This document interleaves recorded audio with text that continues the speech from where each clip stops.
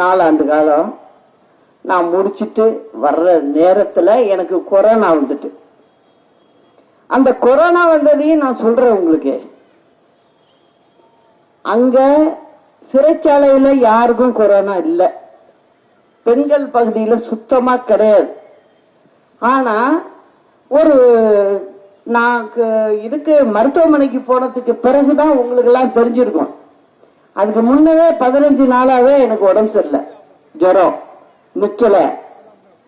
அந்த சமயத்துல ஒரு பெண், அந்த பெண்கள் இருக்கிற சிறைச்சாலையில அந்த முகத்தை நான் பார்த்ததே இல்லை, உள்ளவங்க இல்ல. அவங்க யாரோ ஒரு வெளியிலிருந்து ஒரு கொரோனா அஃபெக்ட் ஆன ஒரு பெண் ஏன் ரூம்ல வந்து உட்கார்ந்துருக்கு.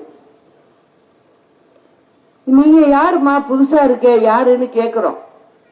அந்த அம்மா ஒண்ணுமே சொல்லல, உட்கார்ந்துருக்கு. அதுக்கப்புறம் அங்க உள்ள வார்டன்ட்ட சொன்னேன், யாருன்னு தெரியல, என் ரூம்ல வந்து உட்கார்ந்து இருக்காங்க. சாயந்தரம் 4 மணி. உடனே அங்கேருந்து வந்து பாக்குறதுக்குள்ள அந்த பொண்ணு எப்படி வெளில போச்சுன்னே தெரியல. அதாவது சிறைச்சாலையை விட்டு வெளியிலே போயிட்டது. அதாவது வெளியால் அவங்களை எப்படி உள்ளர விட்டாங்கிறது கடவுளுக்கு தான் வெளிச்சம்.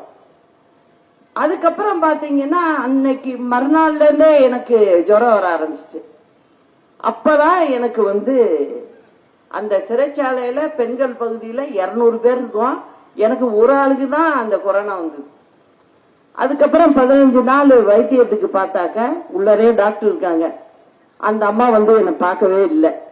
15 நாள் ஆகி நடக்க கூட சக்தி இல்லாம ஆகிற நிலைமையில அந்த பெண் எஸ்பி கிட்ட சொன்னேன், என்னால எந்திரிக்கவே முடியல அப்படின்னு, ஏன்னு தெரியலன்னு.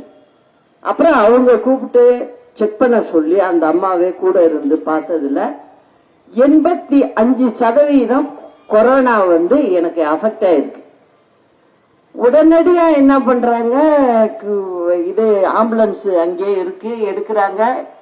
யாருகிட்டையும் சொல்லல, என்ன டக்குன்னு தூக்கி உட்கார வச்சு அழைச்சிட்டு போயிட்டாங்க ஆஸ்பத்திரிக்கு. போய் அதுக்கப்புறம் தான் அங்க வைத்தியமே ஆரம்பிச்சது. அதுல இருந்து நான் மீண்டு தான் வந்தேன். நான் அங்க இருக்கும் போதே ரிலீஸ் ஆகுறேன். நான் வர்ற நேரம் சென்னைக்கு, அப்பதான் இது ஆனது.